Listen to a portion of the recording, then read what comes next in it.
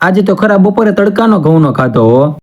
તો રામ રામ બધા મિત્રોને. સુખનો સૂરજ ઉગ્યો તો ને હું હાલતો થઈ ગયો તો વાડી બાજુ જવા. અને અહીંયા તો બકરા વાળો પૈડિયા ખેતો ગયો તો, જેનો એક્સપેરિમેન્ટ તમે બાળપણમાં કરેલો જ છે. Silent but powerful. અને બકરાને ખબર પડી ગઈ હતી કે હું અહીંથી હાલવાનો છું, એટલે એને લીંડીઓ કરીને રસ્તો શણગારી વળ્યો હતો.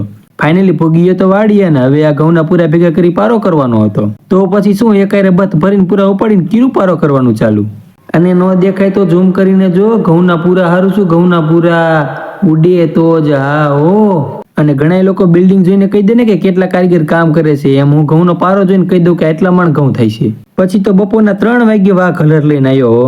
ઉધડિયો દાડિયો મૂંગો બાંધીને થઈ ગયો તૈયાર. અને આ ભાઈએ તો ઘોડો ઉતાર્યા વિના જ હલર ચાલુ કરી દીધું. બોલો. પછી કીધું બંધ કરી લે, નકર અમે ઓરશું કેમ. પછી બંધ કરીને પાછો ઘોડો ઉતાર્યો અને કીધું માર હવે ટ્રેક્ટરની સ્લેબ. અને ભાઈએ હલર ધીમે ધીમે ચમકાયું હો. અને પછી હું તો પૂરા ઉપર પૂરો, પૂરા ઉપર પૂરો, પૂરા ઉપર પૂરો માંડ્યો ચમકાવા. અને તા તો હલર દબાવવા માંડ્યું. તા હલરના માલિક કે ઈલા ઘડી ખમો હું તાવી થેથી પૂતળા કાઢી લઉં, નકર તમે હલર સોટાડી દીશો. અને હલરમાંથી ગમે ઉપડું ભરાઈને આવતા હતા. પછી ઘઉંની પૂરી 21 કોથળીઓ ભરીને બાંધી દીધી. અને આ બાજુ ગરમા ગરમ કૂવાનો ઢગલો કરી દીધો. અને હવે આ ઘઉંને અમે સકડામાં હારીને ઘરે પગાડી દેવીને મળી પાછા બીજા વ્લોગમાં.